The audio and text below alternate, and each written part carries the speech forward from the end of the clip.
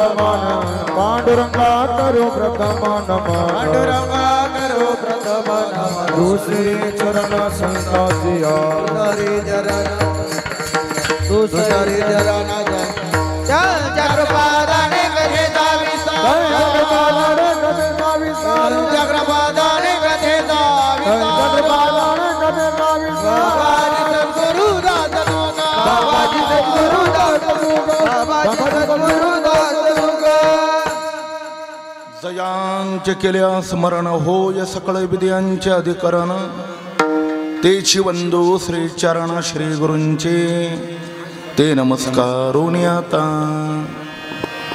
काय माझी वाणी मानेल संतांशी रंजो चित्ताशी पुलिया माझी वाणी तुझे वर्णे गुणनाम ऐसे दे प्रेम काही कळा मस्तक हे पायावरी वार करे संतांच्या समचरण सरोजम सांद्र नीलांबुदाभम जगन निहित पाणी मंडनम मंडनानां तरुण तुलसीमाला कंधरम कंजनेत्रम सदय धवलहासं विठ्ठलं चिंतयामि निवृत्तीनाथाचे चरणे शरणाय काजनार्द शरणाय काजनार्दनी शरणाय काजनार्द निवृत्तीनाथाचे चरणे शरणाय काजनार्दनी शरणाय काजनार्दनी शरणाय काजनार्दनी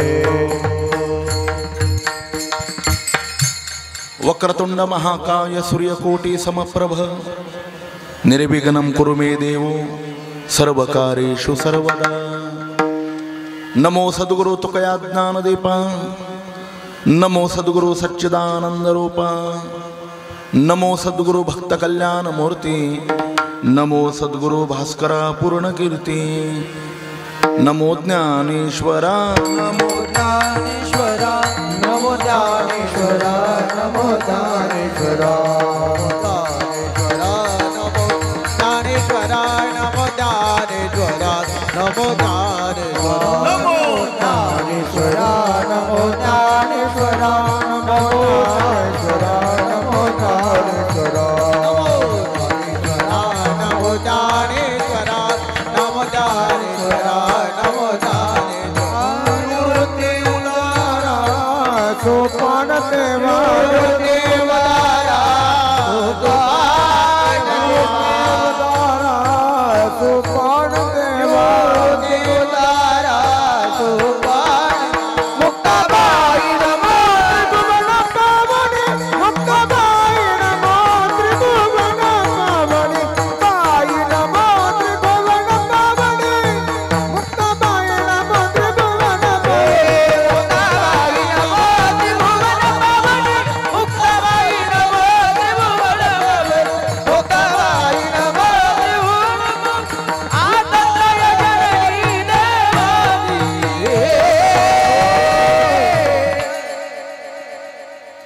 अनुसरे तो अमर झाला अंतरला संसारा न देखती गर्भवास कधी दास विष्णूचे सकल संत कंठभूषण अनंत कृपा सागर भगवत पूज्यपाद विश्व उद्धारक विश्व कल्याण मूर्ती विश्ववंदनीय जगद्गुरु श्री तुकोबार आहे यांचा हा 4 चरणाचा अभंग आहे. अनंत कोट ब्रह्मांड नायक अकारण कारण करुणा वरुणालय अखिल गुण निधान रुक्मिणी प्राण संजीवन जगदाधार भक्तवत्सल भगवान श्री पंढरीनाथ साधकांचे मायबाप ज्ञानी यांचे राज्य वैष्णवाग्रगणी मुक्त कैवल्य तेजोनिधी अखंड समाधी धन विश्वमाऊली ज्ञानोबर आहे. वारकरी संप्रदायातले थोर संत विश्वगुरु श्रीमन निवृत्तीनाथ जगद्गुरु श्री तुकोबार आदी संतांच्या पादस्पर्शाने पुनीत झालेल्या भूमीमध्ये आपणा सर्व उपस्थित संत महंत भाविक सज्जन माता भगिनी वारकरी संप्रदायातील कालक्रमाकरणे बाल भागवत टाळकरी वृंद गायनाचार्य मृदंगाचार्य हार्मोनियम वादनाचार्य आणि आपण सर्व देवरूप श्रोतृ वर्ग सर्वांच्या परम आणि पावन उपस्थितीमध्ये वैकुंठवासी हरिभक्तीपरायण श्री पांडुरंग हरिभाऊ शिंदे पाटील यांच्या प्रथम पुण्यस्मरणार्थ समापन्न झालेली एक दिवसीय चिंतन सेवा आणि सोहळा आहे. ज्यांच्या कुटुंबात ज्यांची पत्नी गंगा भागीरथी शोभा पांडुरंग शिंदे, त्यांच्या आईसाहेब सौभाग्यवती सुमनबाई हरिभाऊ शिंदे, वडील हरिभाऊ गणपत शिंदे पाटील, बहीण बेबीताई बाळासाहेब घोले पाटील, बंधू श्री नारायण, चिरंजीव श्री अंकित, श्री सचिन, श्री तेजस, पुतणी कल्याणी आणि समस्त शिंदे परिवार, पुतणे श्रीराम आणि नानासाहेब.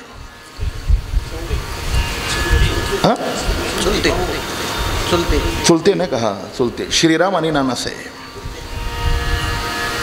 या शिंदे परिवाराने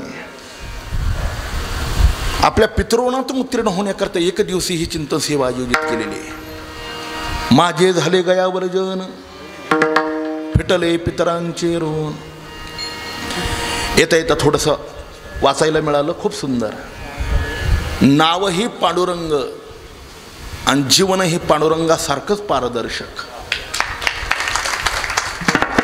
समाजाच्या सहकार्यामध्ये मोलाचा वाटा, कुटुंबामध्ये असलेलं प्रेम, सदा सेवेची भावना, पारदर्शक जीवन. महाराजांच्या प्रमाणात बोलायचं झालं, उत्तमची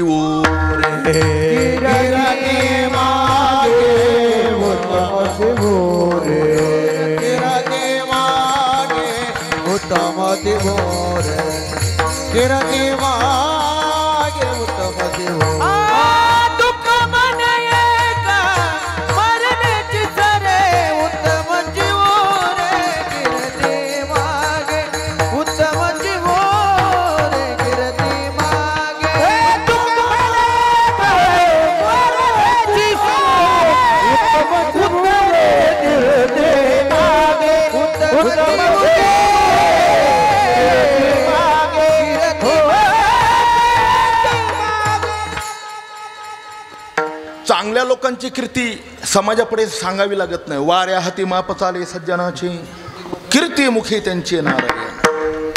ज्याच्या जीवनामध्ये सेवाभाव, परोपकार, दान, धर्म या अमूल्य गोष्टी जीवनामध्ये आहेत, त्यांचा नावलौकिक आपोआप होतो, ती करण्याची आवश्यकता पडत नाही. असे एक वारकरी संप्रदायातलं सुंदर आणि स्वजवळ व्यक्तिमत्व. त्यांच्या पुण्यस्मरणार्थ जगद्गुरु तुकाराम महाराजांच्या अभंगाला आपण संकल्पित वेळेत काही स्पर्श करणार आहे. जाणो या मृत्यूलोकाचा नियम आणि निसर्ग आहे, येथे राहण्याची नाही कल्पकोटी. मृत्यूलोकात जन्माला आला आणि कायमचा राहिला. जगाच्या इतिहासामध्ये एकच अपवाद उदाहरण, ते म्हणजे संत सम्राट श्री ज्ञानेश्वर महाराज. समाधी बैसला निर्वाण कथा कीर्तन करीतो. इथं कोणालाच राहता येत नाही.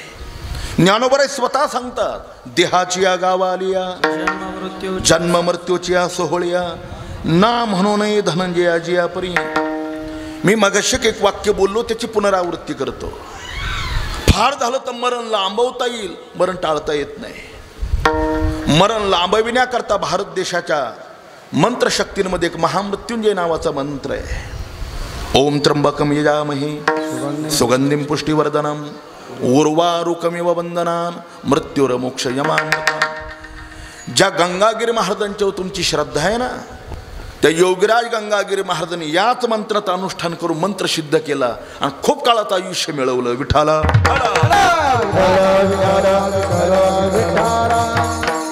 म्हणून तर गंगागिरी महाराजांना योगीराज महर्षी चांगदेवांचा अवतार मानतात. 1400 वर्षाचं आयुष्य मिळवलं चांगदेव महाराजांनी. त्याच तोडीवर योगीराज गंगागिरी महाराजांनी आयुष्य मिळवलं. मरण लांबवता येतं देवा. आपल्याला प्रसंग माहिती, विस्तार केला ते वेळ जाईल. नेवाशाला सच्चिदानंद बाबा मेल्यानंतर देखील ज्ञानोबरांनी त्यांना जिवंत केलं आणि त्यांच्या हातून ज्ञानेश्वरी लिहून घेतली. ज्ञानोबरांनी सच्चिदानंद बाबांचं मरण लांबवलं पण टाळलं नाही. नारायणगिरी ज्यांचे अनुग्रहित आहे आणि वारकरी संप्रदायाचे आद्य प्रवर्तक जे आहेत ते गुरुनाम गुरु बंकट स्वामी महाराज. विशेष बघा, शुकाचार्य आईच्या उदरामध्ये 12 वर्ष राहिलेला इतिहास आहे. तदनंतर महाराष्ट्राच्या इतिहासामध्ये बंकट स्वामी महाराज आपल्या आईच्या उदरामध्ये 18 महिने राहिले. 18 महिने. त्यांचं गाव निनगोर आहे, मांजर संब्याजवळ. तिथं भानुदास कासार नावाचा एक कासार वंशाचा 7 वर्षाचा मुलगा प्लेगच्या साथीने मेला. दर 100 वर्षांनी एक महामारी येते आपल्याला माहिती आहे. 1820 साली प्लेग आला, 1920 साली कॉलरा आला, बरोबर 2020 साली कोरोना आला. 100 वर्षाच्या टप्प्यात एक महामारी प्लेगच्या साथीने. तो मुलगा मेला. मुळात मराठवाड्यामध्ये असा नियमच आहे, मुलगा जन्माला आल्याबरोबर त्याची आईच 5वीला त्याच्या गळ्यात माळ टाकते. हे मराठवाड्यातलं वैभव आहे. आणि आपल्याकडे मरायची वाटचालू झाली तरी माळ घालायचं स्वप्न सुद्धा पडत नाही. घालणं त्याहीपेक्षा निराळं. विठाला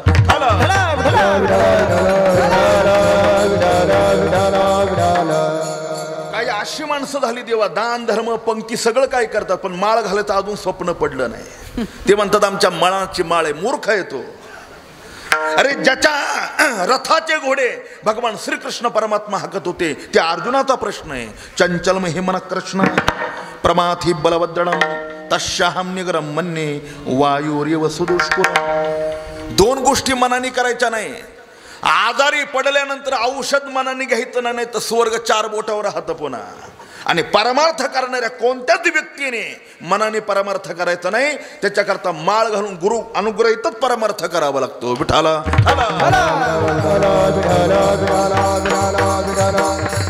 मनोमार्गे गेला तो येथे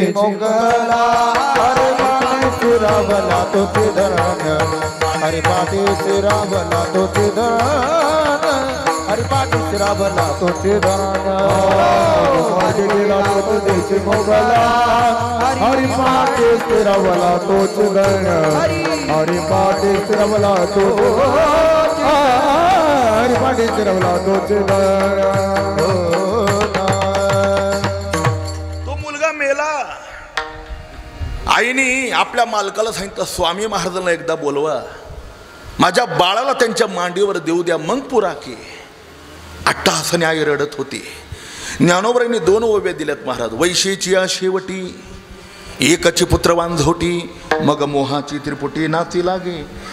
ज्या वयात अपत्य होण्याची लक्षणं नाही, अशा वयाच्या 60व्या वर्षी देवानी कृपा करावी आणि वांजवायचं वांझोट पण फिटावं आणि तिला अपत्य व्हावं. तिचा आनंद गगनात मावत नाही.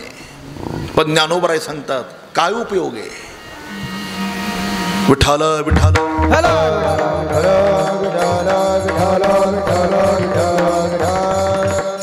झालेलं मूल काही तासामध्ये काळाने हिरावून घेऊन जावं, यापेक्षा दुसरं दुःख नाही ऐकला. काळे नेता एकुलते एक, हो का उदक तुटते मीना. तसं ते बाळ मेल्यानंतर हंबरडा फोडून रडू लागले. स्वामी महाराजांना बोलावून आणलं. मांडीवर बाळ घेतलं स्वामी महाराजांनी आणि त्याच्या बापाला सांगितलं त्याला स्नान घाला. स्नानही घातलं. आणि स्वामी महाराजांनी तोंडावून हात फिरवत असताना विचारलं, हे बाळ, तुझं आयुष्य संपलं नाही, मग का झोपलाय? उठ. उठ म्हटल्याबरोबर झोपेतून मुलगा जसा जागा व्हावा तशी मेलेले भानुदास पुन्हा जिवंत झाले. अद्यापही जिवंत आहे. कोणाला जर पत्ता पाहिजे असेल तर फोन नंबर सहित मी देतो आपल्याला. स्वामी महाराजांनी बाळाचं मरण लांबवलं, टाळलं नाही. कारण मरण टाळता येत नाही देवा, इथे मरावंच लागतं. पण वारकरी संप्रदायाचा पुरुषार्थ असा, सगळ्या जगाला मरावं लागतं. याच वारकरी संप्रदायाने देवाच्या साधनेने मृत्यूवर विजय मिळविला. राजा विठाला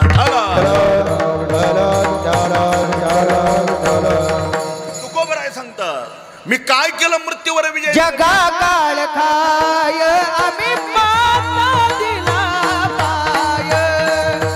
हो आम्ही माता दिला पाय.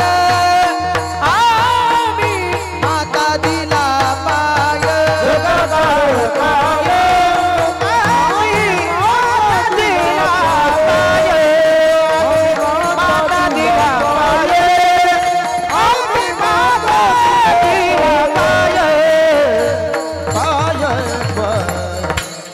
जगा काळ खाय मृत्यूवर विजय मिळवण्याकरता तुकोबराय सांगतात, आम्ही काय केलं? यादसाठी केला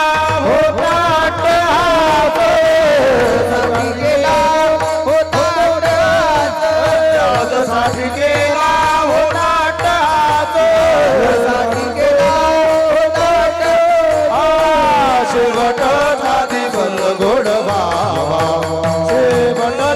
दिस गोड बाबा शेवटचा दिस गोड बाबा शेवटचा दिस गोड बाबा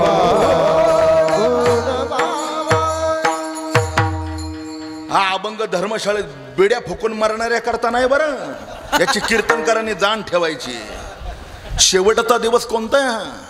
न लगे मरावे ऐसा ठाव दिला देवी, मरण माझे मरून गेले मद केले अमर. काय करावं लागेल मृत्यूतून बाहेर पडण्याकरता, मृत्यूवर विजय मिळविण्याकरता काय करावं लागतं याच्याकरता श्रीमद भगवद्गीतेमध्ये 2 श्लोक आले. मी विस्तार करणार नाही. तेषामम समुद्धरता मृत्यू संसार सागरात भवामि न चरात पार्थ मय्या वेशित चेतसा अनन्याश्चिन्तयन्तो माम एक जना पर्युपासते तेषां नित्याभियुक्तानां योगक्षेम वहाम्यहम्. ज्ञानोबरांच्या 2 ओव्या बघा. कोण मृत्यूवर विजय मिळवू शकतो?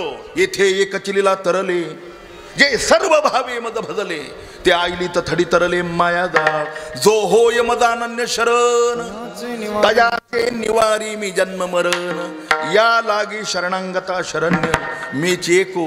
प्रसंग सांगतो, भजन करा विठाला.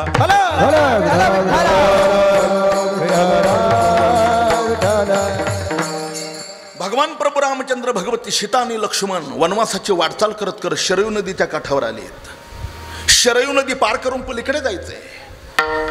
पलीकडे जाण्याकरता प्रभू रामचंद्रांनी नदीच्या दिशेने पाहिलं. केवट आपली नाव घेऊन उभा होता. त्याला गिऱ्हाईकाची आवश्यकता होती. मोठ्याने हाक मारली प्रभू रामचंद्राने, केवटा इकडे. केवटाला काय काम आहे? काहीच नाही, मला शीतेला आणि लक्ष्मणाला नावेत बसवायचं आणि पलीकडे घेऊन जायचं. त्यांनी विचारलं मोबदला काय देणार? जसं अलीकडे कीर्तन ठरवल्याबरोबर विचारतात पाकिट किती देणार. अण्णाला चांगला अनुभव आहे, कारण रोज तोंड द्यावं लागतं एका एका नमुन्याला. विठाला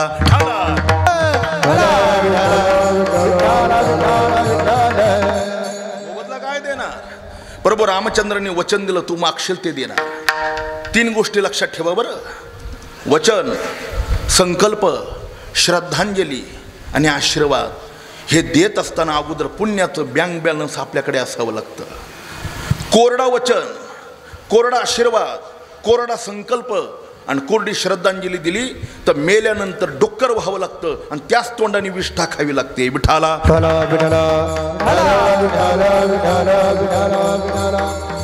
कमीत कमी ज्याला श्रद्धांजली द्यायची तो देणार आहे ना, त्यांनी कमीत कमी 27 अभंगात हरिपाठाचं पारण करून इथं आलं पाहिजे. नाही कमीत कमी 1 माळ जपली पाहिजे आणि मग श्रद्धांजली दिली पाहिजे. नाही कमीत कमी ज्ञानोबरांचं पसायदान तरी एकदा त्याची सेवा करून मग श्रद्धांजली दिली पाहिजे.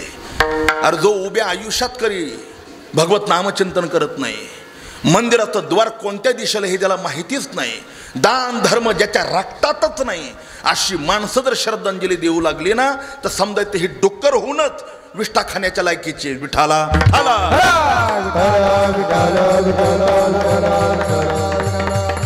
प्रभू रामचंद्रांनी वचन दिलं काय पाहिजे? तो म्हणाला बघा बरं वचन देतो, सांग तुला काय पाहिजे.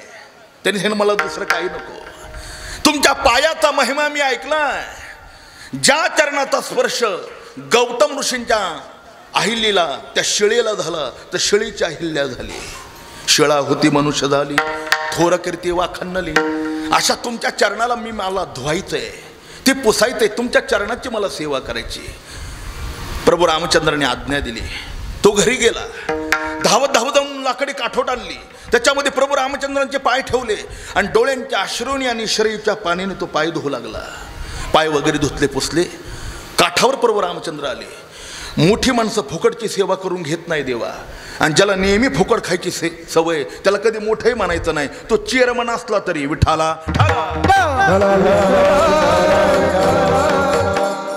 आता जो नुसतं दुसऱ्याचाच चहा पितून उष्ट्या हाताने कावळा हाणत नाही, तो असा चेअरमन काय कामाचा? आपल्या देण्याची सवय असली पाहिजे. देवाचा स्वभाव, देवाने काय सांगितलं माहितीये? हे यथा माम प्रपद्यन्ते तांस तथैव भजाम्यहम् यम यथा तम तथा. जो मला जितकं देईल ना तितकंच मी त्याला देतो. हा जर देवाचा स्वभाव आहे तर देणं घेणं ही सुद्धा माणसाची वृत्ती असली पाहिजे. विठाला ज्ञानोबराय सांगता तपे विना दैवत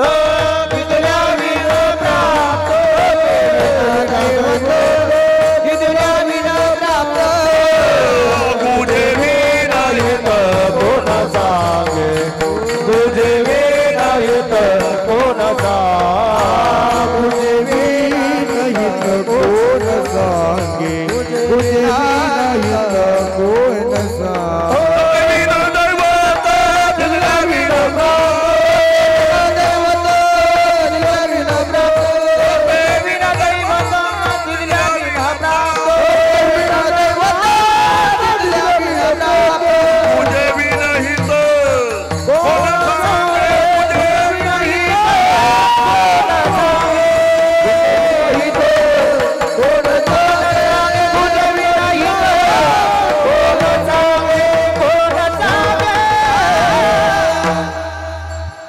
घ्यावं लागतं. रामचंद्राला मन्नत केली त्या शरयूच्या काठावर आणून सोडण्याची. प्रभू रामचंद्राने विचारलं, केवटा मी दशरथ नंदन आज राम नाही, मी वनवासी राम आहे. तुला देणे इतका मोबदला माझ्याकडे काही नाही. बोटातली अंगठी काढली जी भगवती सीतामातेचं प्रतीक होतं ती, आणि त्या केवटाला देण्याकरता प्रभू रामचंद्र समोर आले. त्या केवटाने एक उत्तर दिलं, राम ज्या दोघांचा धंदा एक असतो ना त्यांनी एकमेकाचा मोबदला घ्यायचा नसतो. रामाने विचारलं, तुझा धंदा आणि माझा धंदा सारखा कस काय? केवटाने सांगितलं, श्रीराम या शरयू नदीला पार करण्याकरता मी तुम्हाला नावाडीहून मदत केली आणि शरयूच्या पैलतीराला मी आणून सोडलंय. मी जसा शरयूचा नावाडी आहे ना, तसे तुम्ही संसार रूपी नदीची नावाडी आहात. या संसार सागरातून बाहेर काढण्याचं काम तुमचं आहे. ज्ञानोबराय सांगतात, नामाच्या सहस्रावरी नावाई अवधारी त्यजोनिया संसारी तारू झालो, किंवा भवसागर तरता भवसागर तरता भवसागर तरता भवसागर तरता करे तसा चिंता करे तसा चिंता करे तसा चिंता करे तसा. पहिलं उभा दाता कधी करतो, पहिलं उभा दाता कधी करतो, पहिलं उभा दाता कधी करतो, पहिलं उभा दाता कधी करतो.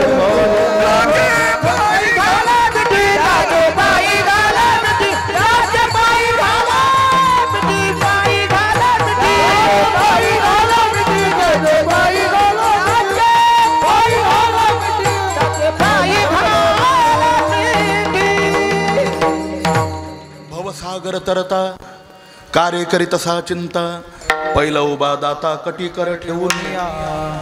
भगवान मी जशी तुम्हाला या शरयू नदीतून पाण्यातून पलीकडे घेऊन जाण्याची जबाबदारी उचलली, तुमच्याकडून मोबदला घेतला नाही. माझी देखील एक इच्छा आहे, मला या जन्मजन्मांतराच्या जन्म मृत्यूच्या फेऱ्यामध्ये आता अडकायचं नाही. कारण जन्म दुःख जरा व्याधी दुःख दोषानुदर्शनम याच्यातून बाहेर पडायचंय.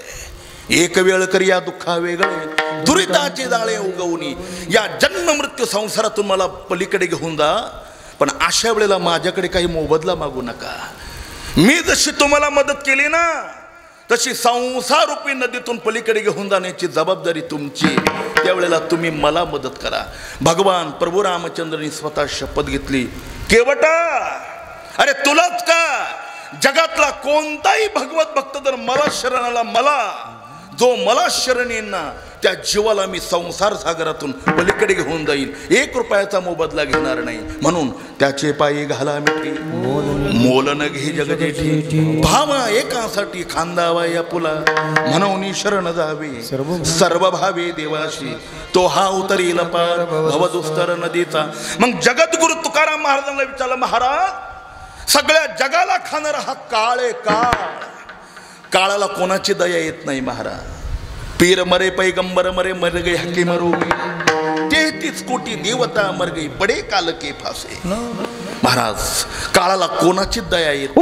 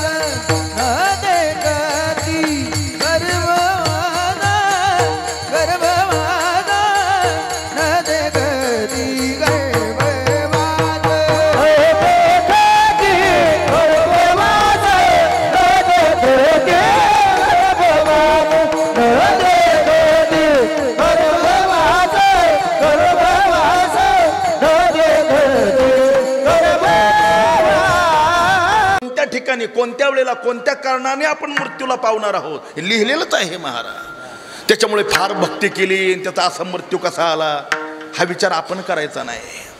अरे मरायच्या अगोदर ते भगवत स्वरूपाला प्राप्त झालेले, तो कसा मेला याचा काय विचार आहे महाराज. आईलेकडे मग मिळवून गेले पुढे. ज्ञानोबराय सांगतात मरणाच्या अगोदर जे सेवेच्या द्वारा भगवंताच्या स्वरूपामध्ये प्राप्त झालेले त्याला न लगे मरावे ऐसा ठाव दिला देवे, त्याचा काय विचार नाही. 3 गोष्टी लागतात जन्माला येण्याकरता: वासना, पाप पुण्यानी कर्म. विठ्ठल विठ्ठल विठ्ठल विठ्ठल विठ्ठल विठ्ठल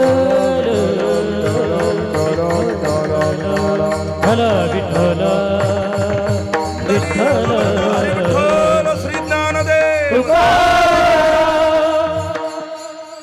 एक मिनिटाची उदाहरणं सांगतो. जन्म घेणे लागे वासनेच्या संगतीची झाली अंगे हरिरूप. या देशाला ज्यांच्यामुळं नाव पडलं भारत, तो या देशाचा राजा भरत. समुद्र वलयांकित श्रीमंत राजा होता. 18 भार वनस्पती फुले फळे ज्ञानोबरांनी वर्णन केले त्याचं. बराच काळ राज्यकारभारास जबाबदारी सांभाळली. एके दिवशी गुरु गोरक्षनाथ आले आणि राजाला विचारलं, राजा किती दिवस संसार करायचा आता हा? हे बघ, पुढच्या पिढीवर ही जबाबदारी टाकून दे आणि आपुली आपण करा सोडवण. परमार्थ करण्याकरता काळ घालव. आम्ही हजारो कीर्तना सांगितलं, आजही सांगतो. शहाणे आई वडील आहेत ना, त्यांनी कमीत कमी 60 वर्षाच्या नंतर आपल्या मुलाच्या किंवा मुलीच्या प्रपंचात आता लक्ष द्यायचं नाही. मग काय करायचं? 60 वर्षाच्या नंतर जर हातपाय चांगले असेल तर निवृत्तीनाथांची वारी करा. नाही निवृत्तीनाथांची वारी करण्याकरता पाय चालत नसतील, तीर्थयात्रा गाडी त्याची किंमत वाढली. कोणामुळे? ज्ञानोबरांनी कृपा केली म्हणून.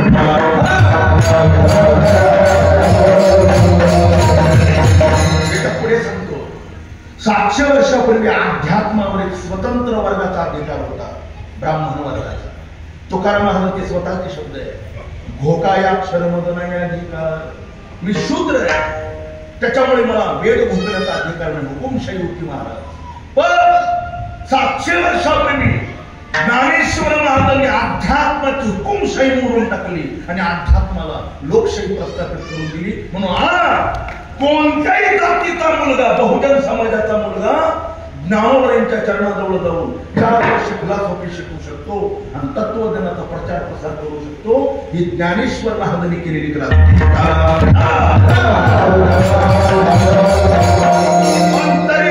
शिर्डीला जेवढी गर्दी आहे तेवढी आळंदीला आणि त्र्यंबकला गर्दी नाही का? शिर्डीचा बाबा संसार देतो म्हणून लोक तिथं जातात आणि संत संसारातून मुक्त करतात, पण तिथे जाण्याची इच्छा होत नाही. याला दुर्दैव म्हणतात. आणि संसार कोणाचाही झाला तरी त्याचं फळ काय? दुःख आहे. आणि परमार्थाचं फळ समाधान आणि शांती. रावणाचा हो नाही तर रामाचा हो, काय पदरात पडलं संसारात? दुःख आहे. ज्याची बीज दुःखाची. ना सतो विद्यते भाव ना भाव विद्यते सतः उभयोरपि दृष्टवंतः तो नियोस्तत्व. कोण घालवले सांगतात, संसार दुःख मोह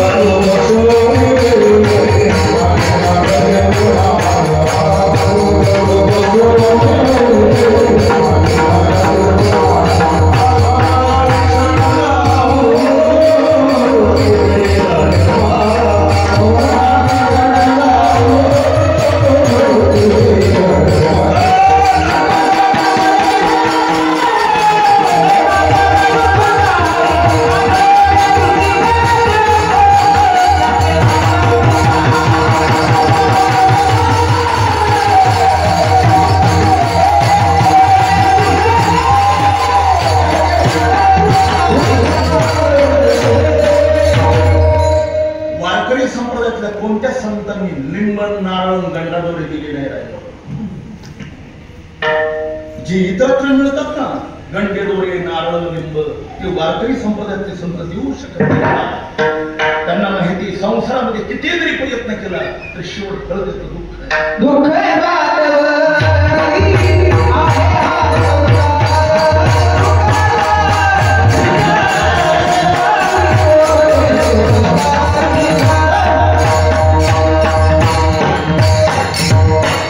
याच्यामुळे ज्ञानेश्वरी वाचा. जीवनातलं आत्यंतिक दुःखाचा नाश होण्याने जीवनाला समाधान मिळण्याचं साधन म्हणजे ज्ञानेश्वरी. काय नाही ज्ञानेश्वरीचं राजा मी 1000 वेळेला सांगितलंय, मला आजही संपवत नाही. अहिल्यानगर, नाशिक, पुणे आणि मुंबई या 4 शहरांमध्ये कॅन्सर मांडलाय राजा. सध्या 75% दर्शी गाईच्या दुधापासून लोकांना कॅन्सर आहे. 75. ते कसं दूध काढतात न सांगितलेलं बरं. फक्त पाया पडून सांगतो, शहरात राहणाऱ्या लोकांनी पॅकिंगचे दूध पिऊ नका. ते विष आहे, ते दूध नाही. त्याच्यात युरिया टाकला जातो आणि केमिकल टाकलं जातं. त्याच्याकरता ज्ञानेश्वर महाराजांनी थेरपी सांगितली. महाराज कॅन्सर झाल्यानंतर त्याला केमोथेरपी लागते. मी ओव्या सांगणार नाही का, जेवढं सांगा तुम्ही तेवढंच पाहाल. त्याच्याकरता ज्ञानेश्वरी वाचा. ज्ञानोबा सांगतात जगातला सगळ्यात विषारी सर्प म्हणजे कोबरा आहे. सर्व कोबरा सर्पाच्या विषाचा एक थेंब घ्यायचा, ज्ञानेश्वर महाराजांच्या सांगण्यावरून 40 अंश पाण्यामध्ये उकळायचा, विषाची तीव्रता कमी करून त्याच्यावर आयुर्वेदाची मात्रा मारायची आणि त्याच विषाचा थेंब कॅन्सर झालेल्या रोगाच्या शरीरामध्ये त्या बॉडीमध्ये सोडायचा. कोबरा सर्पाच्या विषापासून कॅन्सरचे जंतू मारणं या थेरपीला केमो म्हणतात. 750 वर्षापूर्वी ज्ञानेश्वर महाराजांनी लिहून ठेवल्यानंतर सुद्धा लोक ज्ञानेश्वरी वाचत नाही. याच्यापेक्षा दुसरं दुर्दैव काय?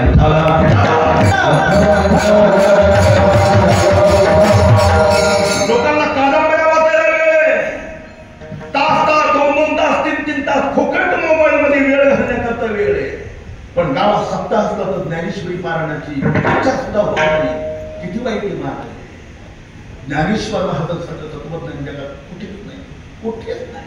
अहो आपल्याकरता मेलेल्या सच्चिदानंदाला उठवलं, त्यांनी खटापट केली मेलेल्या, आणि मेलेल्या माणसाकडून आपल्याकरता ज्ञानेश्वरी लिहून घेतली तरी जिवंत माणसाला वाचायची इच्छा होत नाही. हे दुर्दैव. जरा पुढे बोलू.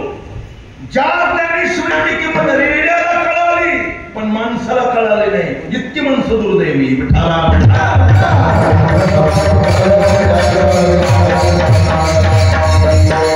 सापाची काजळ माणसाच्या पोटात गेली तर जगामध्ये कोणत्या सायन्स मध्ये अजून औषध नाही. कोणी सांगा त्याचा मी आयुष्यावर उणी राहील. मी एसपीचा केमिस्ट्रीचा विद्यार्थी, सायन्स मला चांगला आवडते नाही. महाराज अमेरिका रिसर्च करतं तेही ज्ञानेश्वरी वाचूनच. त्याला स्वतःची अक्कल नाही. ज्ञानोबा सांगतात कोरडू नावाचं गवत, त्याला कोंबडा गवत म्हणतात आपल्याकडे, मराठवाड्यात त्याला कोरडू म्हणतात. ते जर झोडलं तर कांद्याच्या बियासारखं काळं बी राहतं. तुम्ही बघा, ते बी पाण्यात उकळायचं, वस्त्राने गाळायचं, फक्त ते पाणी प्यायचं. आपण सर्पाची कात बाहेर पडते. आणि जी अक्कल विज्ञानाला नाही ते ज्ञानोबा सांगतात. ज्ञानेश्वर वाचायला काय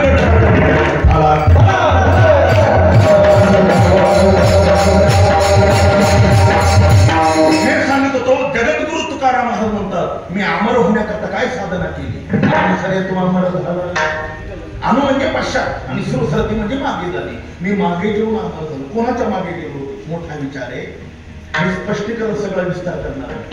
पहिला वेदाच्या मागे जाणारा, दुसरा शास्त्राच्या मागे जाणारा, तिसरा संतांच्या मागे जाणारा आणि चौथा देवाच्या मागे जाणारा. पहिला वेदाच्या मागे जाणारा. आपल्याकडे जे देव मानत नाही त्याला नास्तिक म्हणत नाही. मग नास्तिकाची खरी व्याख्या काय आहे? नास्तिक हो वेद निंदका.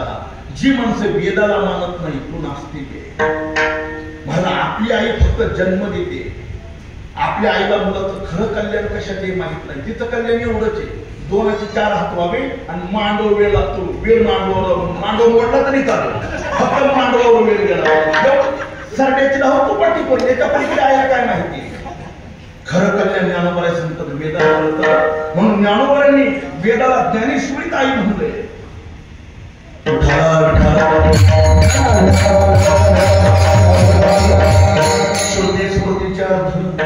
आपणाची होणी मूर्त अनुष्ठाने जगा देत वडील दे. विठाला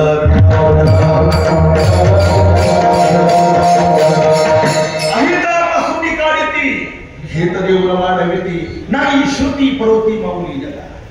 काय सांगितलं वेदाने? सध्या डॉक्टर सांगतात मांसाहार करू नका.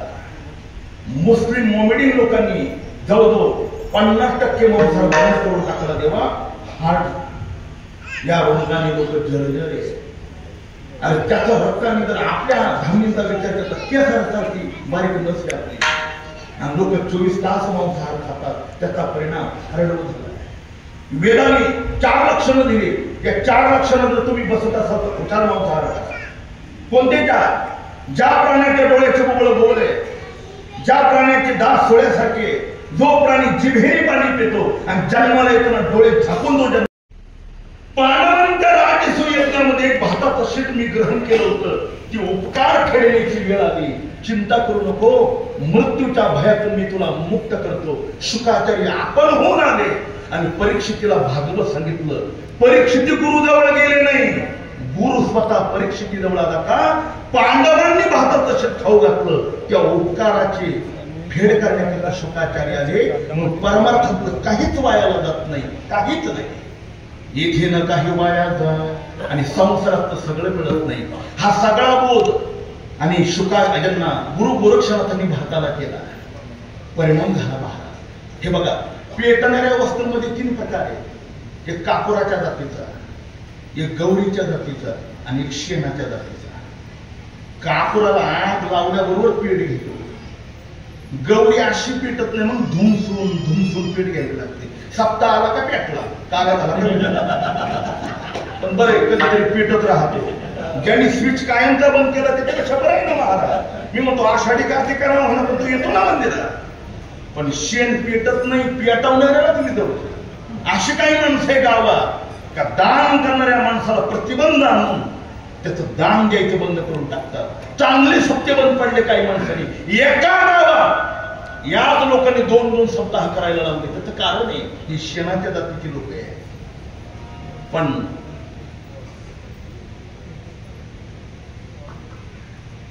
राजा भरत कापुराच्या जातीचा होता.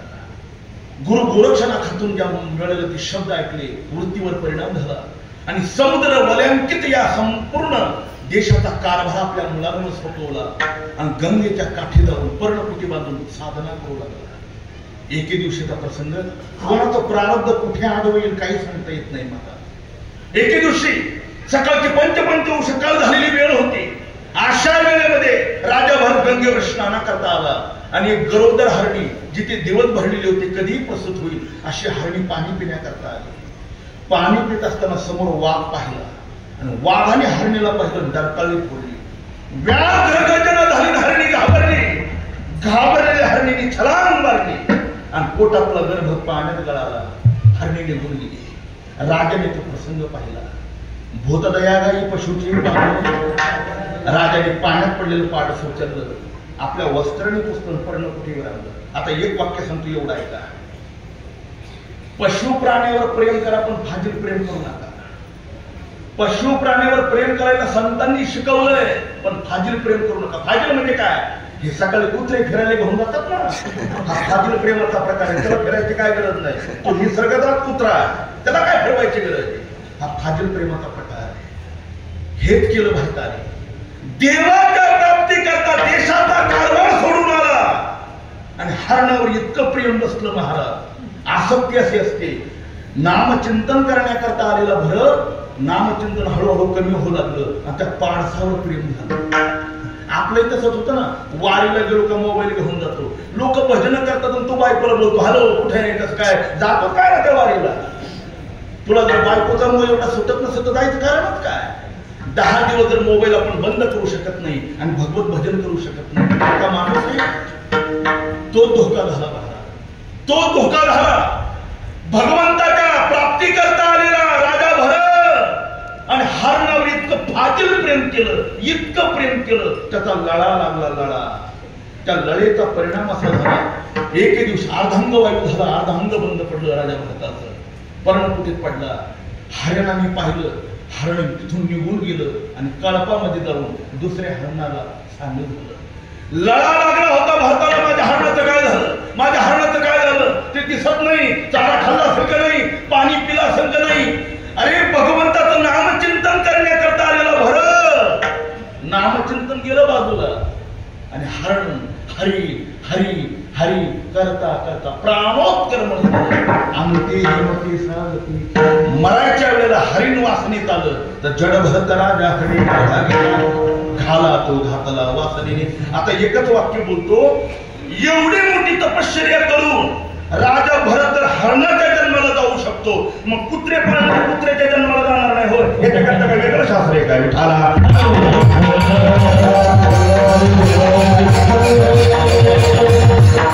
वासना कर्म आणि पाप पुण्य माझा वेळ संपली. तुकाराम महाराज म्हणतात सद्गुरु कृपेने ज्ञानोबरांच्या आशीर्वादाने वासना निमावी समुद्राची वासना राहिली नाही. पाप पुण्य तुकाराम म्हणे आम्ही झालो अग्निरूप लागून ती पाप पुण्यांना. आणि कर्माचं काय झालं, भिद्यते हृदय ग्रंथी छिद्यन्ते सर्व संशया क्षीयन्ते चास्य कर्माणि तस्मिन् दृष्टी कर्म भोगून संपून टाकलं. आता काहीच शिल्लक न राहिल्यामुळे न देखती गर्भवास कधी दास विष्णूचे विसंबेना माता बाळा तैसा लळा पाळावा त्रिभुवनी ज्याची सत्ता तो कया रक्षिता तो झाला ज्ञानेश्वर.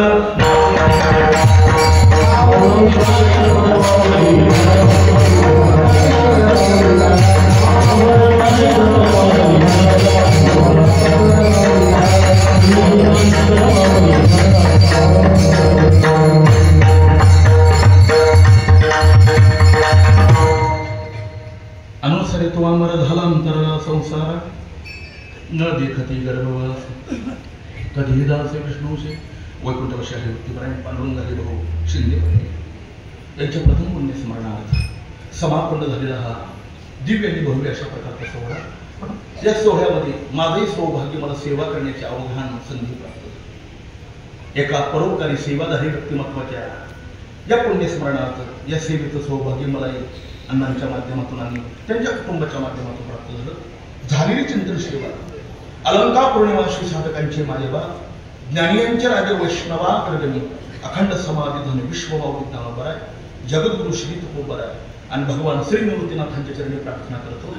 अशा महाभागाला अशा महापुण्यवंताला आपल्या चरणाजवळ आपण जायला द्यावी आणि तत्प्रसादात प्राणशांती स्थान प्राप्ती शाश्वत ज्याला मोक्ष म्हणतात तो मोक्ष प्रदान करावा.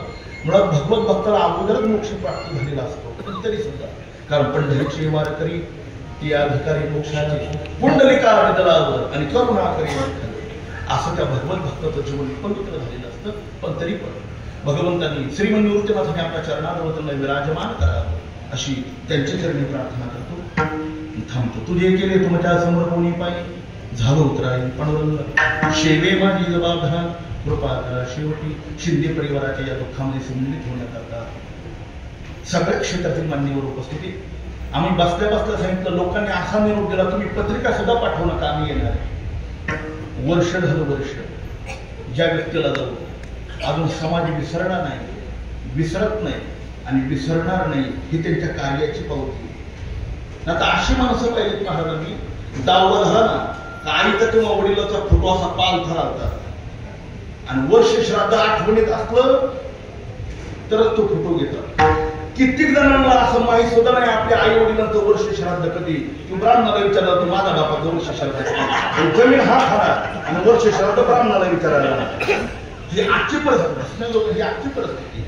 पण समाजामध्ये सेवा करणारी जी माणसं आहेत ना ती मरून सुद्धा समाजाच्या हृदयामध्ये जिवंत आहे आणि जी संसार करताच जगलेली ती जिवंत असून सुद्धा समाजाकरता मेलेली. जिवंत असून मेल्यापेक्षा मरून जिवंत राहणं ही भारत देशाच्या मातीचे संस्कार आहे. म्हणून देश सेवा करा, धर्मसेवा करा, परोपकार करा, दान पुण्य करा. आपल्या वाट्याला जी सेवा येईल ना ती सेवा प्रभूची करत जा आणि गाथा ज्ञानेश्वरीची पारायण करा देवा. ती आपल्या आत्मउद्धारा करता नाही तीच अक्षर आपल्याला तारू शकतात. मामासाहेब दांडेकर म्हणायचे अरे ज्या अक्षराने इंद्रायणी बुडालेल्या दगडांना तारलं दगडांना जी अक्षर जन्म जन्मांतरावर झालेली नुकसान पुन्हा कुठून निघत नाही. म्हणून डोळ्याकडे योग्य मार्गदर्शक असला पाहिजे. खूप वेळेला प्रसंग सांगितलाय त्याचा विस्तार न करताना स्पर्श करून पुढे जातो.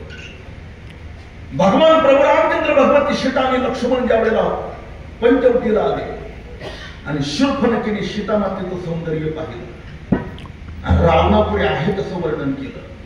80,000 बायका असणारा रावण, पण सीतामातेचं सौंदर्य तिने ऐकल्याबरोबर एकातून 80,000 वजा झाले. याचं नाव संसार आहे.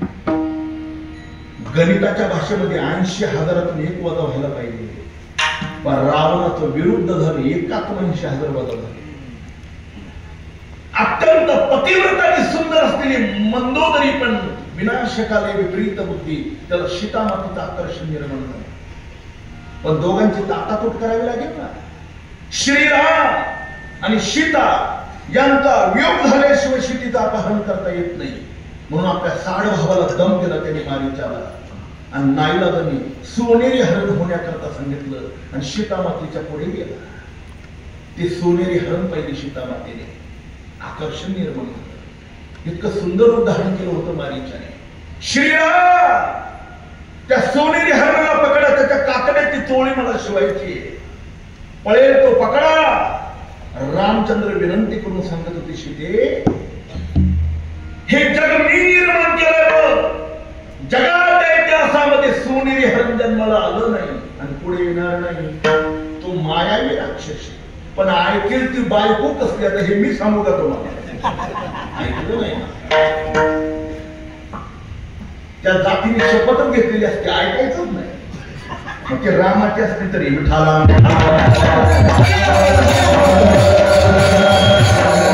जगाचा मालक प्रभू रामचंद्र सांगतात, सीतामातेने ऐकलं नाही. परिणाम नाईलाजाने रामाला मागे जावं लागलं. रावणाने संधी साधली आणि साधूचा वेश धारण करून आला. मला हा पॉइंट महत्वाचा आहे. साधू नसलेल्या रावणावर सीतामातेने डोळे झाकून विश्वास ठेवला. परिणाम श्रीरामांपासून कायमचा वियोग झाला. जवळ असलेला राम पुन्हा भेटला नाही. नसलेल्या साधूवर विश्वास ठेवला. सीतेची ही फजिती झाली तर आम्मान बापून स्वामींच्या नादी लागले तर तुमची काय फजिती होईल?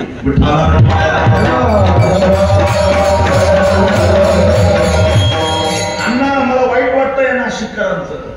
श्रीमंत निवृत्तीनाथांसारखा महावैष्णव इथे समाधी घेऊन इथे राहिला तुमच्या कल्याणाकरता, तरी तुमच्या घरी निवृत्तीनाथांचे फोटो नाहीत, मग आम्मान बापून स्वामींचे फोटो आहे.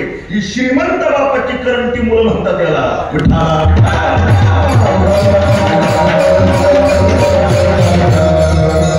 नाशिकला असे मूर्ख महामंडलेश्वर ज्याला गमगच्छती सुद्धा कळत नाही, आत्ताच नाही त्यांना. आणि अशा महामंडलेश्वरांची लोक पूजा करतात. पण निवृत्ती संत हा सोपा, महावैष्णव कठीण, नारायण जपत असे. एसपीचे प्रिन्सिपल झाले गुरुनानक श्री मामासाहेब दांडेकर. मामा नेहमी म्हणायचे, ज्या निवृत्तीनाथांच्या संजीवन समाधीवर देवाने आपलं मस्तक टेकवलंय राजा हो, नाथ महाराज, तुकोबाराय, गणोबाराय, देव महाराज, 108 संतांनी श्रीमंत निवृत्तीनाथांच्या संजीवन समाधीवर आपलं मस्तक टेकवलं. तिथं जा आणि आपल्या हृदयातला संकल्प फक्त निवृत्तीनाथांच्या समोर प्रगट करा. नाही पूर्ण केला तर आम्हाला एवढं विचारायला काय कमी त्यांच्याकडे. पण मी मगाशी सांगितलं, योग्य मार्गदर्शक भेटण्याकरता भाग्य लागतं. एक वाक्य सांगतो धुंडा महाराज, रोग्याला योग्य डॉक्टर मिळण्याकरता त्याचं भाग्य आहे आणि साधकाला योग्य गुरु मिळणं हे त्याचं भाग्य आहे.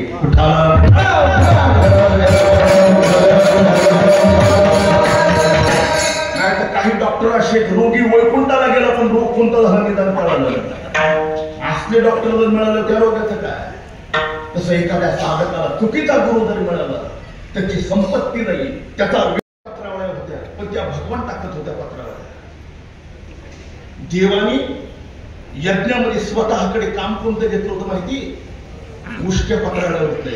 आणि लोकांना सप्ताह बैठक टाका म्हणलं. मला सांगतो गाडा, तुला नाही सांगायचं मग कोणाला सांगायचं? हे कोणी सेवा करायचं? तुझ्या बापाने. हे सेवा कोणी करायचं? महाराज परमार्थातली कोणती सेवा कमी आणि अधिक नाही. कीर्तनकाराला जे फळ आहे ना, ते साधं झाडून काढणाऱ्याला तेच फळ आहे. कोटभर रुपये देणगी देणाऱ्याला जे फळ आहे, ते 1 रुपया देणगी देणारा सुद्धा तेच फळ आहे. परमार्थातल्या फळामध्ये कमी अधिक कोणी नाही. फक्त सेवेची स्वरूप वेगळी वेगळी. भगवंतांनी उष्टीपत्रावर बाहेर टाकली, ती शुकाचार्याने पाहिली. देवाचा प्रसाद म्हणून भाताचं शीत ग्रहण केलं, त्याचं ऋण राहिलं होतं शुकाचार्याने. आणि म्हणून आपल्याला माहितीये? परीक्षित शिकारीला गेला, शिकारी मिळाली नाही, एक मेलेला सर्प उचलला, एका साधूंच्या गळ्यामध्ये टाकला, परीक्षित निघून गेला, त्याला शाप मिळाला. राजा, अरे माझ्या वडिलांच्या गळ्यामध्ये मेलेला सर्प अडकवला ना, तुला सुद्धा सर्पांचा राजा तक्षक 7व्या दिवशी दोष करून मारणार आहे. एक चुकी घडली, शाप मिळाला. त्याला 7व्या दिवशी मारायचं असं नाही, आपल्याला 7व्या दिवशी मारायचंय. आपल्याकरता अजून 8वा दिवस तयार झालेला नाही. त्याला जसं तक्षक दंश करणारे ना किंवा केला, तसं आपल्याला काळरूपी सर्प दंश करणारे. मग परीक्षितीने जी तयारी केली ती मरायची, आपल्याला तयारी करायची. मराठी तयारी करायची म्हणजे पैशाची गठोडी घेऊन नाही उशाला झोपायचं. मग काय करायचं? जे परीक्षितीने केलं ते आपण करायचं. परीक्षितीला शाप मिळाला, कळालं, आणि शुकाचार्य त्याची किंमत वाढली. कोणामुळे? ज्ञानोबांनी कृपा केली म्हणून.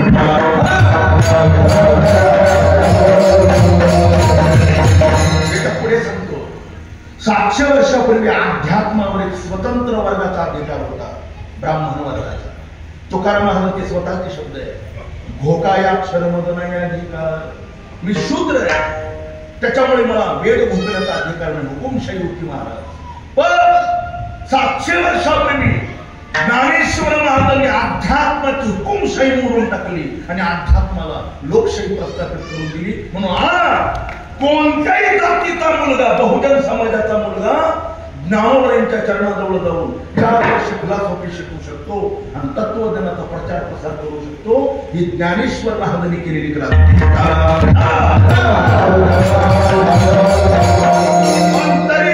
शिर्डीला जेवढी गर्दी आहे तेवढी आळंदीला आणि त्र्यंबकला गर्दी नाही का? शिर्डीचा बाबा संसार देतो म्हणून लोक तिथं जातात आणि संत संसारातून मुक्त करतात, पण तिथे जाण्याची इच्छा होत नाही. याला दुर्दैव म्हणतात. आणि संसार कोणाचाही झाला तरी त्याचं फळ काय? दुःख आहे. आणि परमार्थाचं फळ समाधान आणि शांती. रावणाचा हो नाही तर रामाचा हो, काय पदरात पडलं संसारात? दुःख आहे. ज्याची बीज दुःखाची, ना सतो विद्यते भाव ना भाव विद्यते सतः उभयोरपि दृष्टांतः त्वरियोस्तत्व. किंवा नावापुढे सांगतात, संसार दुःख मोह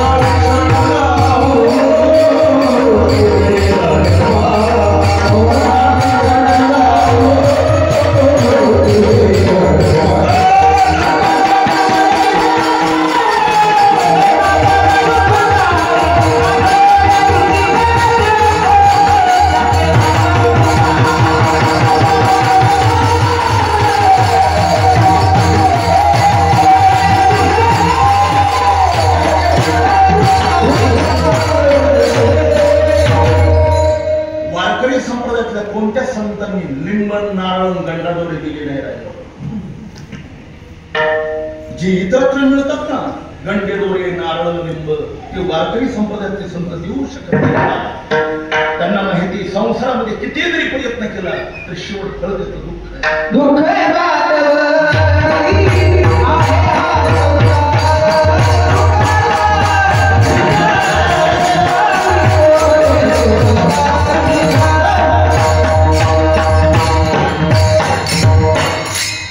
ज्ञानेश्वरी वाचा. जीवनातलं आत्यंतिक दुःखाचा नाश होण्याने जीवनाला समाधान मिळण्याचं साधन म्हणजे ज्ञानेश्वरी. काय नाही ज्ञानेश्वरी करायचं, मी 1000 वेळेला सांगितलंय, पण आजही संपत नाही. अहिल्यानगर, नाशिक, पुणे आणि मुंबई या 4 शहरांमध्ये कॅन्सर मांडलाय. सध्या 75% दर्शी गाईच्या दुधापासून लोकांना कॅन्सर आहे. 75. कसं दूध करतात न सांगितलेलं बरं. फक्त पाया पडून सांगतो, शहरात राहणाऱ्या लोकांनी पॅकिंगचे दूध पिऊ नका, ते विष आहे, ते दूध नाही. त्याच्यात युरिया टाकला जातो आणि केमिकल टाकलं जातं. त्याच्याकरता ज्ञानेश्वर महाराजांनी थेरपी सांगितली. महाराज कॅन्सर झाल्यानंतर त्याला केमोथेरपी लागते. मी ओव्या सांगणार नाही का, जेवढं सांगा तुम्ही तेवढंच पाहाल. त्याच्याकरता ज्ञानेश्वरी वाचा. ज्ञानोबा सांगतात जगातला सगळ्यात विषारी सर्प म्हणजे कोबरा आहे. सर्व कोबरा सर्पाच्या विषाचा एक थेंब घ्यायचा, ज्ञानेश्वर महाराजांच्या सांगण्यावरून 40 अंश पाण्यामध्ये उकळायचा, विषाची तीव्रता कमी करून त्याच्यावर आयुर्वेदाची मात्रा मारायची आणि त्याच विषाचा थेंब कॅन्सर झालेल्या रोगाच्या शरीरामध्ये त्या बॉडीमध्ये सोडायचा. कोबरा सर्पाच्या विषापासून कॅन्सरचे जंतू मारणं या थेरपीला केमो म्हणतात. 750 वर्षापूर्वी ज्ञानेश्वर महाराजांनी लिहून ठेवल्यानंतर सुद्धा लोक ज्ञानेश्वरी वाचत नाही. याच्यापेक्षा दुसरं दुर्दैव काय?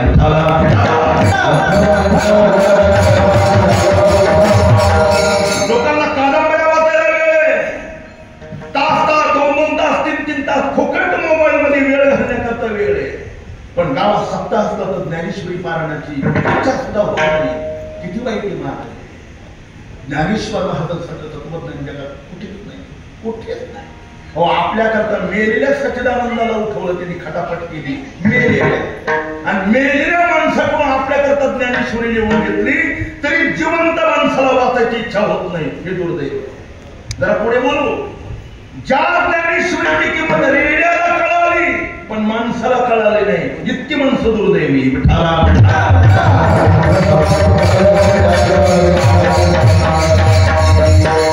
सापाची काजळ माणसाच्या पोटात गेली तर जगामध्ये कोणत्या सायन्स मध्ये अजून औषध नाही. कोणी सांगा, त्याचा मी आयुष्यावर ऋणी राहील.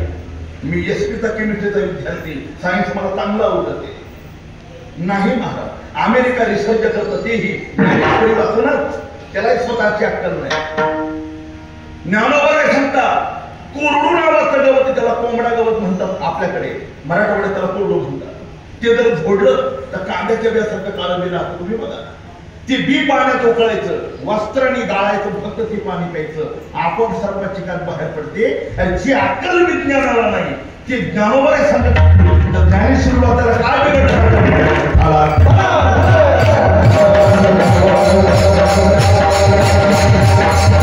हे सांगत होतो. जगद्गुरु तुकाराम महाराज म्हणतात, मी अमर होण्याकरता काय साधना केली? तुम्हाला झाला.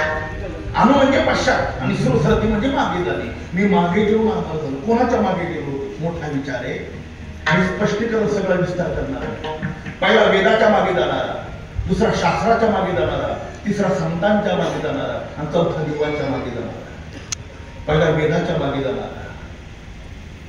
आपल्याकडे जे देव मानत नाही त्याला नास्तिक म्हणत नाही.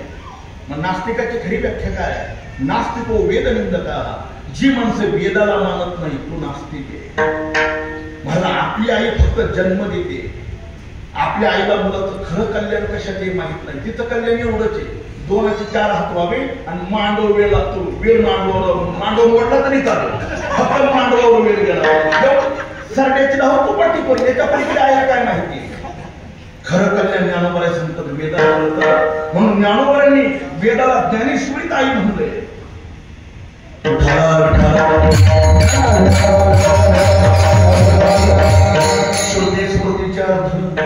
आपणाची होणी मूर्त अनुष्ठाने जगा देत वडील दे. विठाला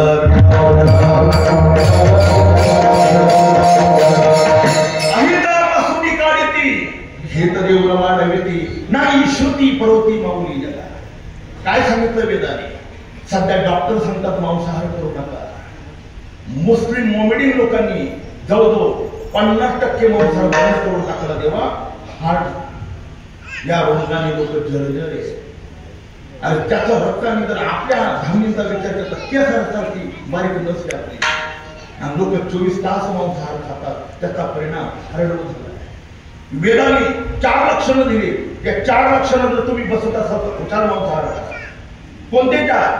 ज्या प्राण्याच्या डोळ्याचे बुबळ गोल, ज्या प्राण्याचे दात सोळ्यासारखे, जो प्राणी जिभेने पाणी पितो आणि जन्माला येताना डोळे झाकून तो जन्म.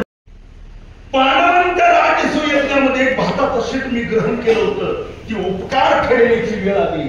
चिंता करू नको, मृत्यूच्या भयातून मी तुला मुक्त करतो. शुकाचार्य आपण होऊन आले आणि परीक्षितीला भागवत सांगितलं. परीक्षिती गुरुजवळ गेले नाही, गुरु स्वतः परीक्षितीजवळ आला. का? पांडवांनी भातात तसे खाऊ घातलं. त्या उपकाराची फेड करण्याकरता शुकाचार्य आले. मग परमार्थात काहीच वायाला जात नाही, काहीच नाही. इथे न काही वाया जा आणि संसारात तर सगळं मिळत नाही, हा सगळा बोध आणि शुकाचार्यांना गुरु गोरक्षनाथांनी भाताला केला. परिणाम झाला महाराज. हे बघा, पेटणाऱ्या वस्तूंमध्ये 3 प्रकार आहेत. एक कापुराच्या जातीचा, एक गौरीच्या जातीचा आणि एक शेणाच्या जातीचा. कापुराला आग लावल्याबरोबर पेट घेतो, गौरी अशी पेटत नाही, मग धुमसून पेट घ्यायला लागते. सप्ताह आला का पेटला, कागद आला पण बरं कधीतरी पेटत राहतो.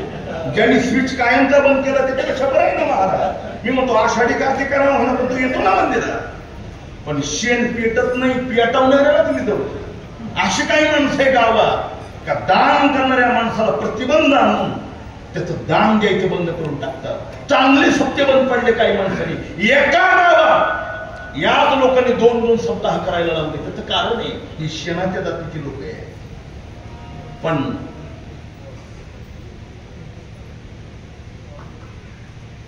राजा भरत कापुराच्या जातीचा होता. गुरु गोरक्षनाथातून ज्या मिळालेले ते शब्द ऐकले, वृत्तीवर परिणाम झाला आणि समुद्र वलयांकित या संपूर्ण देशाचा कारभार आपल्या मुलांवर सोपवला आणि गंगेच्या काठी जाऊन पर्णकुटी बांधून साधना करू लागला. एके दिवशीचा प्रसंग, कोणाचं प्रारब्ध कुठे आडवेल काही सांगता येत नाही मला. एके दिवशी सकाळची पंचपंच काळ झालेली वेळ होती. अशा वेळेमध्ये राजा भरत गंगेवर स्नान करता आला आणि एक गरोदर हरणी जिथे दिवस भरलेली होती, कधी प्रसूत होईल अशी हरणी पाणी पिण्याकरता आली. पाणी पित असताना समोर वाघ पाहिला आणि वाघाने हरणीला पाहिलं, डरकाळी फोडली. व्याघ्र गर्जना झाली, हरणी घाबरली. घाबरलेल्या हरणीने छलांग मारली आणि पोटातला गर्भ पाण्यात गळाला. हरणी निघून गेली. राजाने तो प्रसंग पाहिला. भूतदयागाई पशुची राजाने पाण्यात पडलेलं पाडस उचललं, आपल्या वस्त्राने पुस्तक पर्णकुटीवर आणलं. आता एक वाक्य सांगतो, एवढं ऐका. पशु प्राण्यावर प्रेम करा पण फाजील प्रेम करू नका. पशु प्राण्यावर प्रेम करायला संतांनी शिकवलंय, पण फाजील प्रेम करू नका. फाजील म्हणजे काय? हे सकाळी कुत्रे फिरायला घेऊन जातात ना, हा फाजील प्रेमाचा प्रकार आहे. त्याला फिरायची काय गरज नाही, तो निसर्गदात कुत्रा, त्याला काय फिरवायची गरज आहे? हा फाजील प्रेमाचा प्रकार आहे. हेच केलं भारताने. देवाच्या प्राप्ती करता देशाचा कारभार सोडून आला आणि हरणावर इतकं प्रेम बसलं महाराज. आसक्ती अशी असते. नामचिंतन करण्याकरता आलेला भरत नामचिंतन हळूहळू कमी होऊ लागलं आणि त्या पाडसावर प्रेम झालं. आपलं तसंच होतं ना, वारीला गेलो का मोबाईल घेऊन जातो, लोक भजन करतात आणि तू बायकोला बोलतो, हॅलो कुठे आहे, कसं काय, जातो काय ना त्या वारीला. तुला जर बायकोचा मोह एवढा सुटत नसेल तर जायचं कारणच काय? 10 दिवस जर मोबाईल आपण बंद करू शकत नाही आणि भगवत भजन करू शकत नाही, का माणूस नाही? तो धोका झाला महाराज, तो धोका झाला. भगवंताच्या प्राप्ती करता आलेला राजा भरत आणि हरणावर इतकं फाजील प्रेम केलं, इतकं प्रेम केलं, त्याचा लळा लागला. लळा, त्या लळेचा परिणाम असा झाला, एके दिवशी अर्धांग वायू झाला, अर्धांग बंद पडलं राजा भरताचं. पर्णकुटीत पडला. हरणाने पाहिलं, हरण तिथून निघून गेलं आणि कळपामध्ये जाऊन दुसऱ्या हरणाला सामील झालं. लळा लागला होता भारताला, माझ्या हरणाचं काय झालं, माझ्या हरणाचं काय झालं, ते दिसत नाही, चारा खाल्ला असेल का नाही, पाणी पिला असेल का नाही. अरे भगवंताचं नामचिंतन करण्याकरता आलेला भरत नामचिंतन गेलं बाजूला आणि हरण हरी हरी हरी करता करता प्राणोत्कर्म आमती हिमती साधती. मरायच्या वेळेला हरिण वासनेत आलं तर जड भरत राजा हरी घाला तो घातला वासनेने. आता एकच वाक्य बोलतो, एवढी मोठी तपश्चर्या करून राजा भरत जर हरणाच्या जन्माला जाऊ शकतो, मग कुत्रे पाळणारे कुत्र्याच्या जन्माला जाणार नाही. हो, हे त्याकरता काय वेगळं शास्त्र आहे काय? विठाला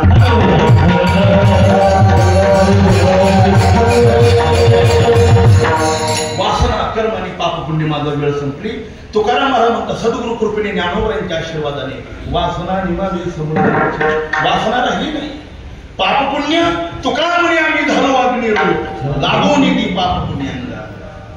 आणि कर्माचं काय झालं? भिद्यते हृदय ग्रंथी छिद्यन्ते सर्व संशया क्षीयन्ते चास्य कर्माणि तस्मिन् दृष्टी कर्म भोगून संपून टाकलं. आता काहीच शिल्लक न राहिल्यामुळे न देखती गर्भवास कधी दास विष्णूचे विसंबेना माता बाळा तैसा लळा पाळावा त्रिभुवनी ज्याची सत्ता तो कया रक्षिता तो झाला ज्ञानेश्वर.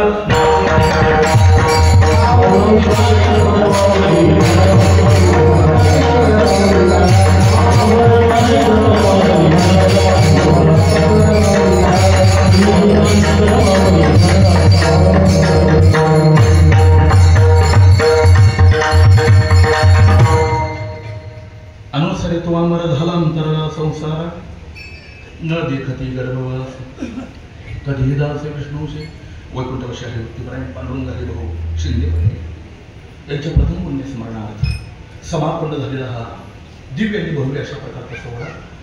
या सोहळ्यामध्ये माझंही सौभाग्य मला सेवा करण्याची अवघान संधी प्राप्त झाली. एका परोपकारी सेवाधारी व्यक्तिमत्वाच्या या पुण्यस्मरणार्थ या सेवेचं सौभाग्य मला अण्णांच्या माध्यमातून आणि त्यांच्या कुटुंबाच्या माध्यमातून प्राप्त झालं.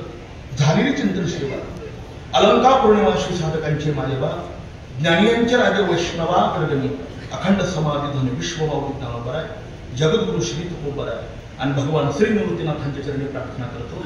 अशा महाभागाला अशा महापुण्यवंताला आपल्या चरणाजवळ आपण जायला द्यावी आणि तत्प्रसादात प्राणशांती स्थान प्राप्ती शाश्वत ज्याला मोक्ष म्हणतात तो मोक्ष प्रदान करावा. मुळात भगवत भक्ताला अगोदरच मोक्ष प्राप्त झालेला असतो पण तरी सुद्धा कारण पंढरीचे वारकरी ती अधिकारी मोक्षाचे पुंडलिका दलावर आणि करुणा करी असं त्या भगवत भक्ताचं जीवन पवित्र झालेलं असतं. पण तरी पण भगवंतांनी श्रीमन निवृत्तीनाथाने आपल्या चरणाजवळ त्यांना विराजमान करावं अशी त्यांच्या चरणी प्रार्थना करतो. थांबतो. तुझे केले तुमच्या समोर कोणी पायी झालो उतराई पांडुरंग शेवे माझी जबाबदार कृपा करा शेवटी. शिंदे परिवाराच्या या दुःखामध्ये सम्मिलित होण्याकरता सगळ्या क्षेत्रातील मान्यवर उपस्थिती.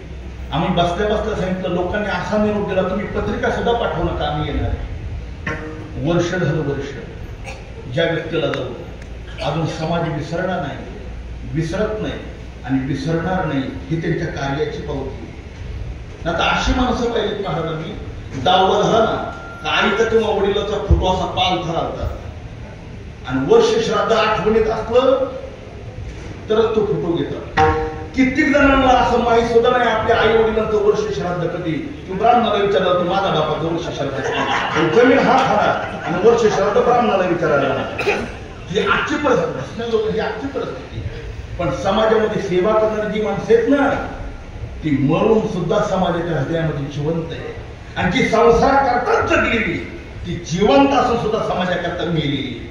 जिवंत असून मेल्यापेक्षा मरून जिवंत राहणं ही भारत देशाच्या मातीचे संस्कार आहे. म्हणून देश सेवा करा धर्मसेवा करा परोपकार करा दान पुण्य करा. आपल्या वाट्याला जी सेवा येईल ना ती सेवा करत जा आणि गाथा ज्ञानेश्वरीची पारायण करा देवा.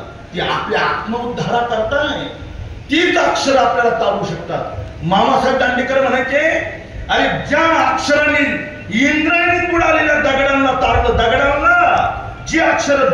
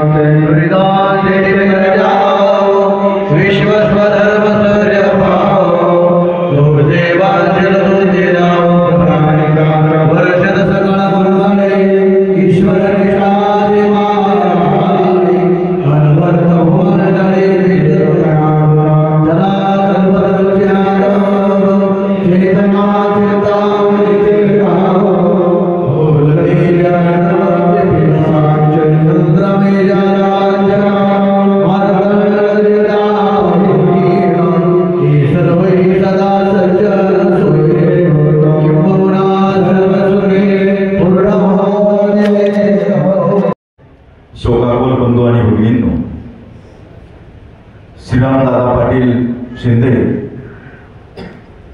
यांचे पुतणे पांडुरंग हरिभाऊ शिंदे 1 वर्षापूर्वी त्यांचं आकस्मिक निधन झालं. त्यांची ही जाण्याची वेळ सुद्धा नव्हती, परंतु म्हणतात ना, जो आवडे सर्वांना तोची आवडे देवाला. 1 वर्षापूर्वी पांडुरंगजी आपल्यातून निघून गेले. आज त्यांचा प्रथम स्मरण दिन.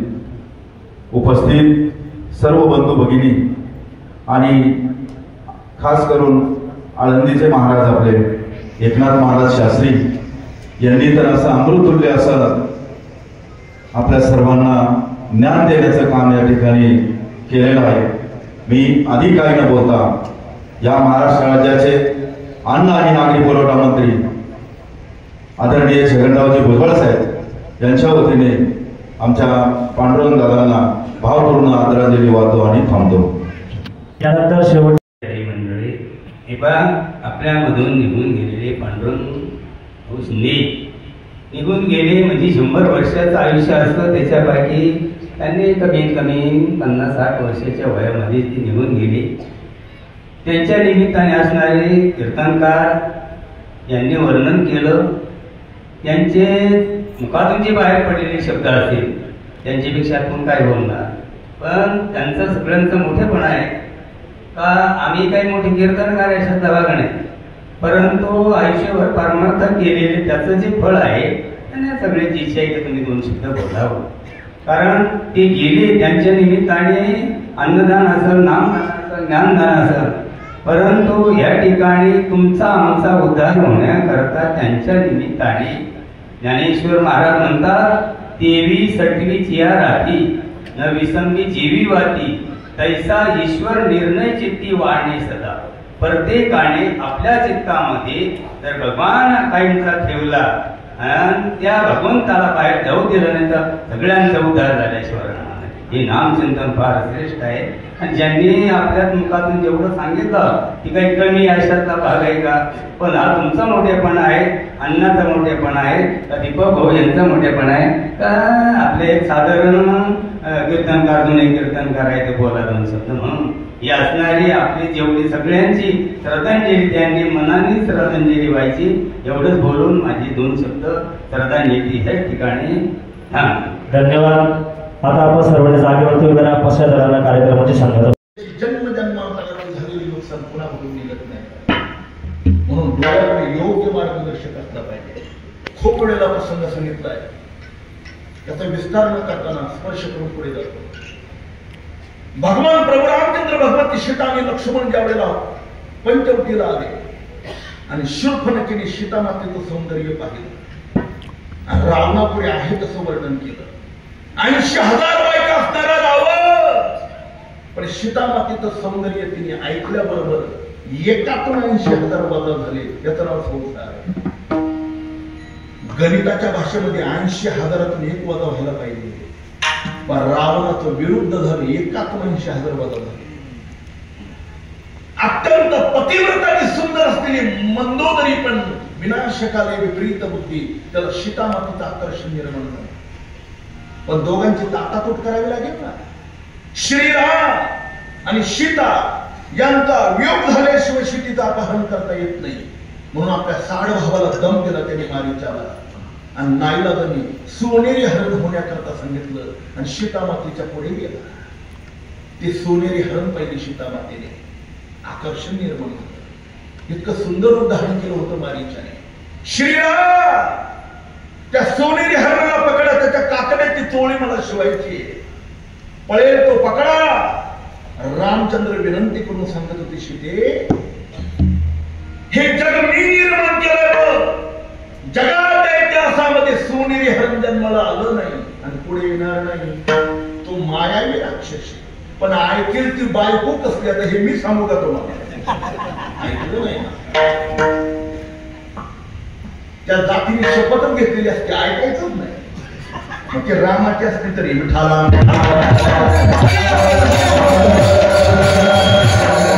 जगाचा मालक तर सांगतात सीतामातेने ऐकलं नाही. परिणाम नाही लागले, रामाला मागे जावं लागलं. रावणाने संधी साधली आणि साधूचा वेश धारण करून आला. मला हा पॉइंट महत्वाचा आहे. साधू नसलेल्या रावणावर सीतामातेने डोळे झाकून विश्वास ठेवला. परिणाम श्रीरामांपासून कायमचा वियोग झाला. जवळ असलेला राम पुन्हा भेटला नाही. नसलेल्या साधूवर विश्वास ठेवला. शिटीची ही फजिती झाली तर आम्मान बापून स्वामींच्या नादी लागले तर तुमची काय फजिती होईल?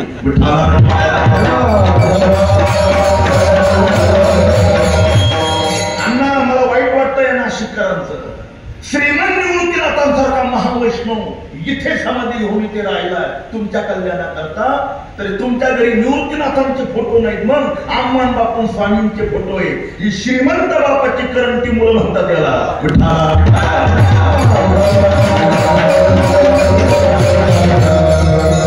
नाशिकला असे मूर्ख महामंडलेश्वर ज्याला गमगच्छती सुद्धा कळत नाही, आत्ताच नाही करणार. आणि अशा महामंडलेश्वरांची लोक पूजा करतात. पण निवृत्ती संत हा सोपा, महावैष्णव कठीण, नारायण जपत असे. एसपीचे प्रिन्सिपल झाले गुरुनानक श्री मामासाहेब दांडेकर. मामा नेहमी म्हणायचे, ज्या निवृत्तीनाथांच्या संजीवन समाधीवर देवाने आपलं मस्तक टेकवलंय राजा हो, नाथ महाराज, तुकोबाराय, गळोबाराय, देव महाराज, 108 संतांनी श्रीमंत निवृत्तीनाथांच्या संजीवन समाधीवर आपलं मस्तक टेकवलं. तिथं जा आणि आपल्या हृदयातला संकल्प फक्त निवृत्तीनाथांच्या समोर प्रगट करा. नाही पूर्ण केलं तर आम्हाला एवढं विचारायला काय कमी त्यांच्याकडे. पण मी मगाशी सांगितलं, योग्य मार्गदर्शक भेटण्याकरता भाग्य लागतं. एक वाक्य सांगतो धुंडा महाराजांचं, रोग्याला योग्य डॉक्टर मिळण्याकरता त्याचं भाग्य आहे आणि साधकाला योग्य गुरु मिळणं हे त्याचं भाग्य आहे.